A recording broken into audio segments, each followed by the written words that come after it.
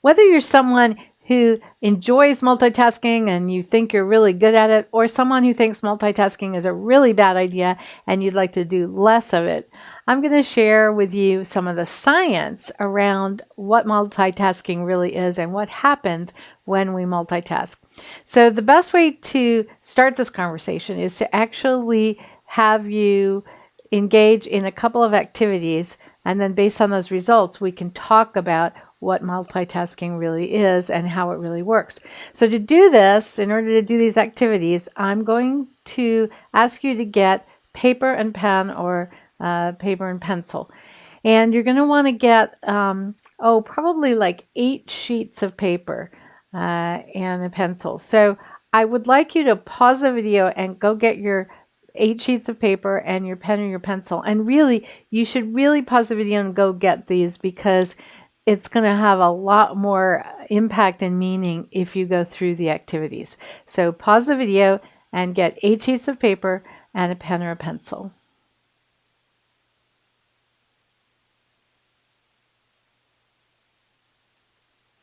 All right, so I assume you have your sheets of paper and your pen and your pencil. Now we're going to be doing a series of 4 different activities, and for each activity you need 2 pieces of paper. So take 2 pieces of paper from your stack, put them in front of you, one on the left side and one on the right side, and have your pen or pencil ready to go. So I'm going to give you instructions for each of these activities. The first one that we're going to do, what's going to happen is I'm going to show some numbers are going to appear on the screen, and your job is going to be to write those numbers down on the left side, on the left piece of paper. And then after those numbers will go away, and then you're going to hear me recite a short poem, and you're going to write the poem that you hear on the right sheet of paper. Okay, so first the numbers will appear on the screen, you'll write them down, and then you'll hear a poem and you'll write down what you hear. All right, are you ready? Let's begin.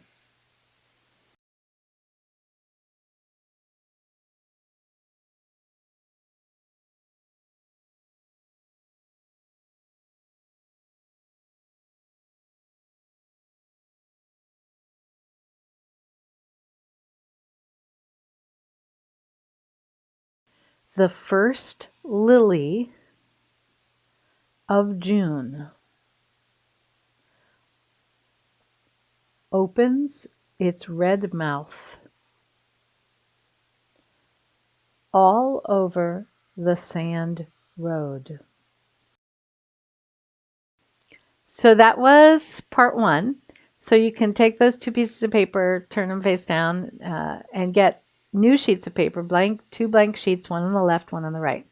And what's going to happen this time is you're going to see a poem on the screen that you're going to write down on the right side of on the right piece of paper. And while the poem is showing, I'm going to be saying some numbers, and you need to write the numbers down on the left side. So this is going to be happening at the same time. The poem is going to be showing on the screen and you're going to be writing it down, but as you hear the numbers that I give you, you're also going to want to write them down on the left piece of paper. Okay, are you ready? Let's begin. 1, 4, 3, 9, 8, 0, 2, 7, 6, 2, 3, 6, 2, 6, 5, 9, 3, 6, 0, 1, 6, 3, 6, 7. Okay, so you can take those 2 pieces of paper and put them together, turn them over on the table, and get new sheets of paper, blank one on the left, blank one on the right.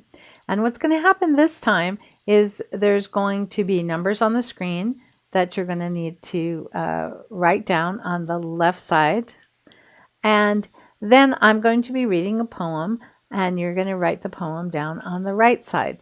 Now, in this case, I'm when I read the poem to you, I'm also going to be interjecting here and there some numbers. Now, the numbers that I'm saying, you should ignore. So you're going to have numbers on the screen that you want to write down, and you're going to have the poem that I'm saying.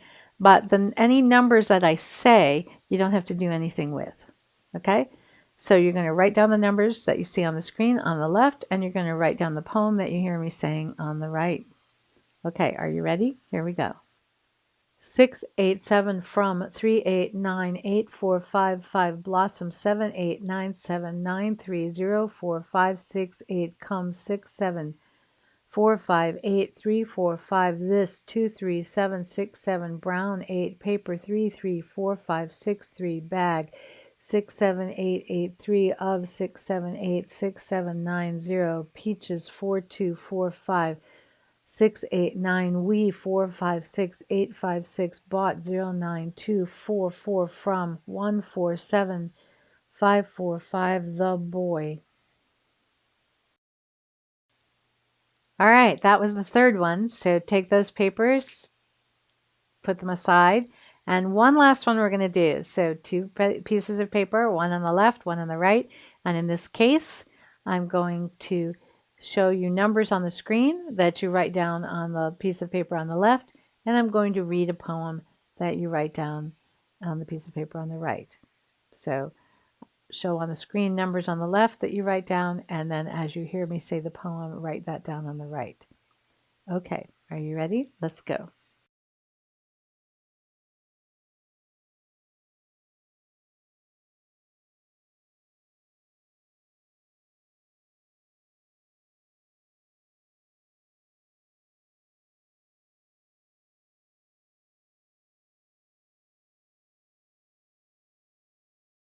From blossoms comes this brown paper bag of peaches we bought from the boy. Okay, so that was the last one. So now we've done 4. Let's go back and look at, I want you to compare what you wrote down with what was actually going on. And I want you to tabulate or count the errors that you had in each instance and as I show these to you. And if you got a number or a word wrong, that's an error. If you are missing a number or a word, that's an error. So for each one, you're going to count up how many times essentially you messed up and something is wrong or out of order or something's missing. Okay, so here's the first one. So you can look at what it's supposed to be and then count up how many errors you had. And we're going to talk about these in a minute, but first I want you to tabulate the errors.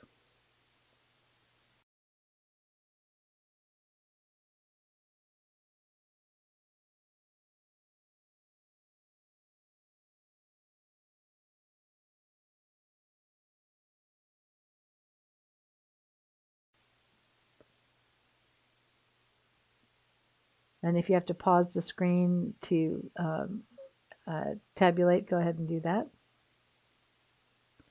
All right, here's the second activity we did.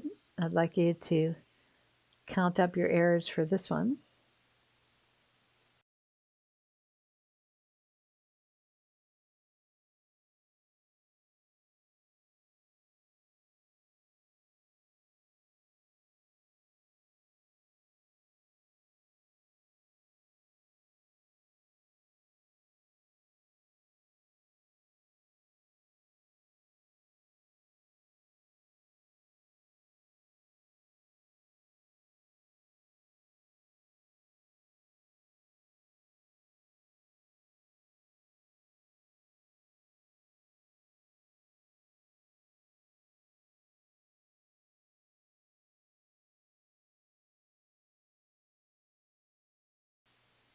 Here's the third one.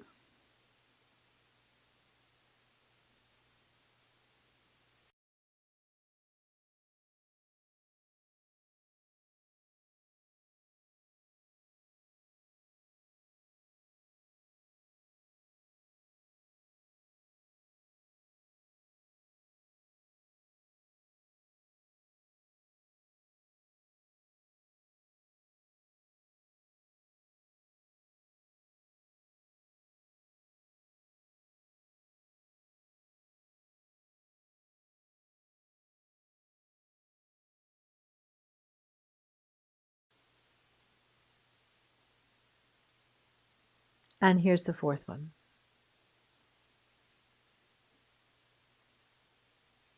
which actually is the same as the third one.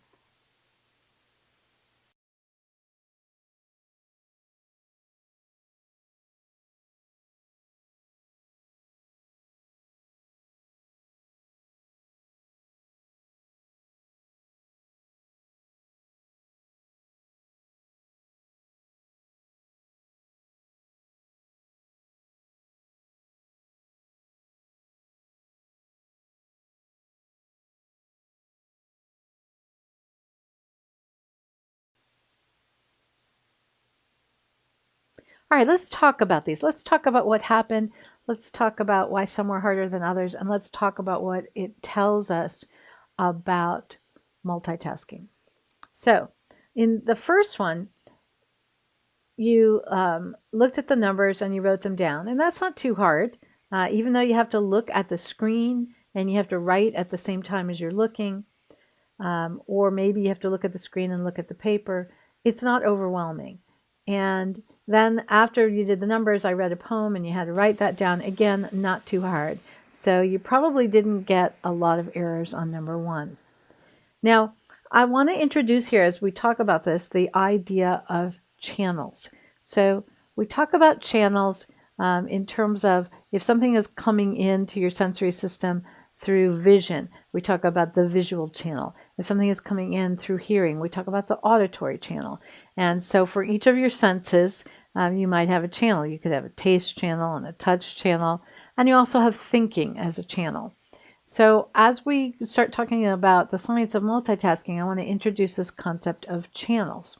So when in task number one, in the first one that you did, you had a visual channel going on because you were looking at letters, and you had a motor channel because looking at numbers, and you had a motor channel because you were writing things down, and then you had in the second half of that first one, you had an auditory channel coming in because I was reading something to you, and at the same time you were writing. So we had different channels going on, right? But it wasn't too hard, right? All right, so now let's take a look at part two. When you were doing part two, that was a little harder.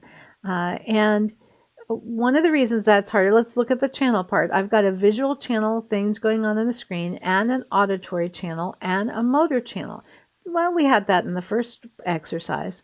But now what I'm asking you to do is switch back and forth between those channels. In the first one, there was a little bit of switching, but not as much. But in the second one, I'm asking you to be switching back and forth. That's going to be a little bit harder. Now, in the third exercise, that was probably the hardest. So it's got the same channels. It's got auditory and visual and motor, and it has a lot of switching. But that's not all that one had. That one also had what we call interference. So when I was reading you the poem, but I was interjecting random numbers, we now have numbers on the screen in a visual channel, and we have numbers coming in on an auditory channel.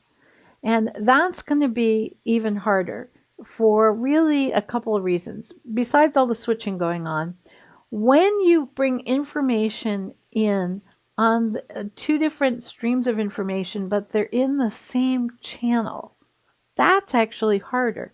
Now you might think, oh, using multiple channels, that would be hard. If I have to look at something and I have to hear something and I have to write something, that would be hard. But actually what's harder is when you have to look at two different things, when you have to hear two different things. Now, what made this third one even harder, what I added on top of it, in addition to two auditory channels coming in at the same time, one was words and one was numbers, there was interference because there's numbers on the screen and numbers, but you're supposed to ignore the numbers on the auditory channel.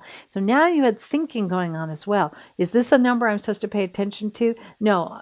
Is this something in the auditory channel I'm supposed to pay attention to? No, I'm not supposed to pay attention to that because that's a number. The number on the screen is what I'm supposed to pay attention to, but I'm only supposed to pay attention on the auditory channel if it's a word, all right? So you have a lot of mental processing, a lot of thinking going on. So that one became very, very hard. And the reason that we did number 4, you may have realized number 4, of course, was the same data, the same numbers in the same poem as number 3. But instead of having to ignore numbers and so on. They just came in like you did number one. They first came one channel and then came the other. And that one was easy again. And I threw that one in so you could see it's not the content, it's not the poem or the particular numbers that are making it hard. It's actually the way they're coming in and what else is going on that makes it hard. So let's talk a little bit then about what are these factors that make multitasking possible and what are the factors that make it hard. When it turns into task switching, then it becomes hard.